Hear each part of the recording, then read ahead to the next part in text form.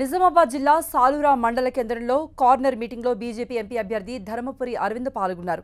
Congress MLC Jeevan Reddy మంత్రిగా పనిచేసిన సమయంలో కమిటీ నివేదికను తొంగలో తొక్కి నిజాం షుగర్స్ ఫ్యాక్టరీని ప్రభుత్వ ఆధీనంలో తీసుకోలేదన్నారు.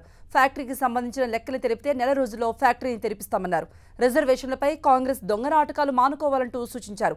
బీజేపీని గెలిపిస్తే యూనిఫామ్ సివిల్ కోడ్ అమల్లోకి వస్తుందన్నారు. ప్రచారంలో భాగంగా సాలూరా మండల కేంద్రానికి విచ్చేస్తున్నటువంటి మన ప్రియతమ నాయకులు ప్రభారి అయినటువంటి నీలం రాజు గారిని వేదిక మీదకి రావాల్సిందిగా ఆహ్వానిస్తా ఉన్నాం. ఈ సాలూరా తెలియాల్సిందిగా కోరుతా ఉన్నా. టీఆర్ఎస్ వాళ్ళు పెద్ద దొంగలు, ఈ కాంగ్రెస్ వాళ్ళు ఇంకా పెద్ద దొంగలు. అసలు ఈ కరప్షన్ నేర్పించిందే కాంగ్రెస్ ప్రపంచానికి. కాంగ్రెస్ పుట్టకంటే ముందు కరప్షన్ లేకుండే ప్రపంచంలో. వీళ్ళు పుట్టినాకనే కరప్షన్ పుట్టింది. వీళ్ళు ఏం చేస్తారంటే లెక్క 200 రూపాయలు ఉందనుకోండి, 250కి అమ్ముతామంటారు. వెనక 50 రూపాయలు తెచ్చిందంటారు. అది వచ్చేటోడు రాడు, కొనేటోడు కొనడు, వీళ్ళు నడపరు, గవర్నమెంట్ టేక్ ఓవర్ చేయదు.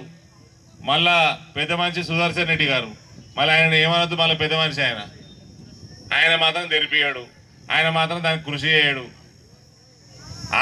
అది మూతపడిపోయి అది ప్రైవేట్ అయిపోయి దాని తర్వాత 3 సార్లు ఎమ్మెల్యే అయిండు, మంత్రి అయిండు, ఎన్నడూ పట్టించుకోలే. ఇక అక్కడ జీవన్ రెడ్డి గారు అయితే, జీవన్ రెడ్డి గారు మీడియా మిత్రులు 2004, 14, 10 సంవత్సరాలు మంత్రిగా ఉన్నాడు. ఆయన కమిటీ వేసుకున్నప్పుడు ఇదే ఫ్యాక్టరీ మీద కమిటీ వేసుకున్నారు. కమిటీ వేసుకొని కమిటీ రిపోర్ట్ ఇచ్చింది. ఏమని ఇచ్చింది రిపోర్టు? ఇది టోటల్గా గవర్నమెంట్ టేక్ ఓవర్ చేసి నడిపియాలి, ప్రైవేట్ చేతులు ఉండొద్దు అన్నది. అది తీసుకుపోయి బుట్ట దాఖలు చేసిర్రు, అప్పుడు తెరిపియాలి.